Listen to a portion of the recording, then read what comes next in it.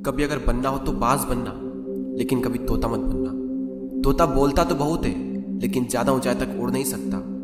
बाज बोलता बहुत कम है, लेकिन सबसे ऊंचाई पर उड़ता है, और बाकी पंछियों का राजा होता है एक बाज। आज मैं आपको 5 ऐसे पॉइंट्स बताऊंगा जो कि हर इंसान को बाज से सीखना चाहिए, और लाइफ की बहुत बड़ी लर्निंग है इन 5 पॉइंट्स में। पहला लेसन, ईगल फ्लाई अलोन। बाज अकेले उड़ता है और बाकी पंछियों के मुकाबले सबसे ऊंचाई पर उड़ता है। बाज अकेले उड़ेगा, लेकिन कभी भी चिड़िया और छोटे पंछियों के साथ नहीं उड़ेगा। बाज हमेशा या तो बाज के साथ उड़ता है या फिर अकेला उड़ता है। और इससे हमें यह सीख मिलती है कि छोटी सोच वाले लोगों से हमेशा दूर रहें और अकेले रहो, क्योंकि यही वो समय है जब खुद को जानने का असली मौका मिलता है। दूसरा लेसन, बाज का विजन बहुत ज्यादा क्लियर होता है और बहुत ज्यादा स्ट्रॉन्ग होता है। बाज अपने शिकार को 5 किलोमीटर दूर से ही देख लेता है, और जब एक बार उसे अपना लक्ष्य दिख जाता है तो उसके बाद चाहे रास्ते में कितनी भी मुश्किलें क्यों ना आए, वो अपने लक्ष्य को हासिल करके ही दम लेता है। इससे भी एक बहुत बड़ी सीख मिलती है कि अपना विजन क्लियर रखो, और उसे हासिल करने में फिर चाहे कितनी भी मुश्किलें क्यों ना आए, पीछे मत हटो उस बाज की तरह। तीसरा लेसन, बाज कभी भी मरे हुए जानवरों को नहीं खाता, वो हमेशा जिंदा शिकार करता है। और इससे हमें यह सीख मिलती है कि जो हमारा पास्ट है वो मर चुका है, तो अपने उन मरे हुए सड़े हुए थॉट्स पर ध्यान मत दो और अपनी आने वाली ताजी फ्रेश जिंदगी पर ध्यान लगाओ।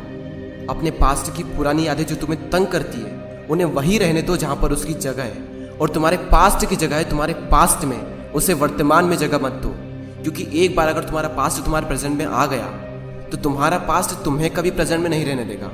पास्ट में तुम्हारे साथ कितना भी बुरा क्यों ना हुआ हो, वो सब यादें, वो सब थॉट्स मर चुके हैं, और उस बाज की तरह बनो जो कभी भी मरी हुई चीजों को नहीं खाता। चौथा लेसन, जब आंधी तूफान आते हैं तो बाज बहुत ज्यादा एक्साइटेड हो जाता है। जब बारिश होती है तो सारे पंछी छिपकर बैठ जाते हैं, लेकिन बाज को बड़ा मजा आता है। जब तेज हवाएं चलती है तो बाज उन हवाओं के सहारे और तेजी से ऊपर की ओर उठता है, और ऊपर उड़ते उड़ते इतना ऊपर उड़ जाता है कि बादलों से भी ऊपर पहुंच जाता है। और इससे भी एक बहुत बड़ी सीख मिलती है कि मुसीबत में मजा ढूंढो।